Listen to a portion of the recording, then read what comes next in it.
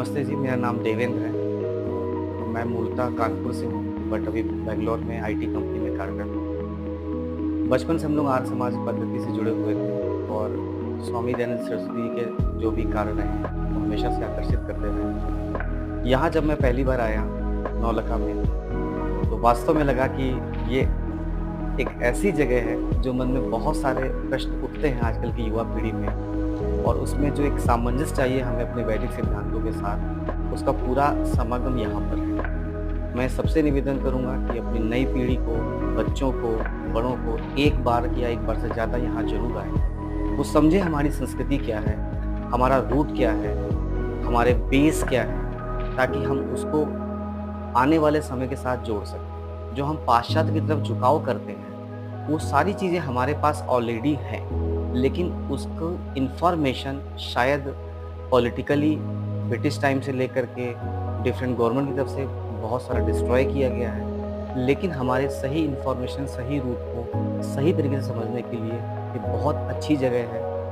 और जैसे इन्होंने वर्चुअल को डिफरेंट डिजिटलाइजेशन में ट्रांसफॉर्म करके दिखाया गया है, ये हमें बहुत सारी नई इन्फॉर्मेशन देती है वैदिक चीज़ों के बारे में, वेद सिद्धांतों के बारे में, आर्य समाज के बारे में, हमारे सनातन के बारे में। मेरा आप सबसे निवेदन है, एक बार यहाँ पे ज़रूर आएँ और प्लीज़ जब यहाँ पे आएंगे तो आप जीवन जीने की शैली के जो वास्तविक तरीके हैं वो सही से समझ पाएँ। मेरा नाम उषा आर्या है और हमने भी बचपन से अध्यात्म प्रकाश को पढ़ा है।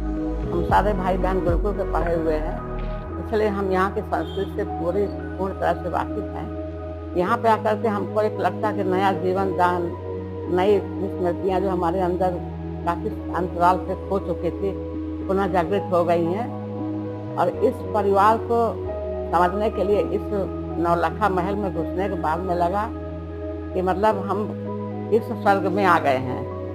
बहुत सी चीज़ को देखने के बाद में एक अंतरात्मा में ऐसी प्रेरणा उठी कि जो भी बच्चों को संस्कार देना चाहें, बच्चों को आर्य परिवार से जोड़ना चाहें, बच्चों को बीज रूप में बनाना चाहें या बच्चों को एक सही दिशा में जीने की कला सिखाना चाहते हैं, वो यहाँ पे आकर के सारी बातों को निचोड़ यहाँ पे मिल सकता है।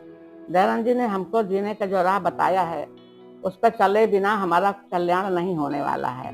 हम जब भी सारे मार्ग को देखते हुए सबका निचोड़ प्राप्त करते हुए हम जिस रास्ते पर चलने का निर्णय कर सकते हैं, वो निर्णय हमारा एक बात आर्य समाज और दयानंद जी की बताई हुई बातें और आर्य ग्रंथ को पढ़ने के अलावा सत्यार्थ प्रकाश जो हमारे जीवन का निचोड़ है, चारों वेदों का निचोड़ है।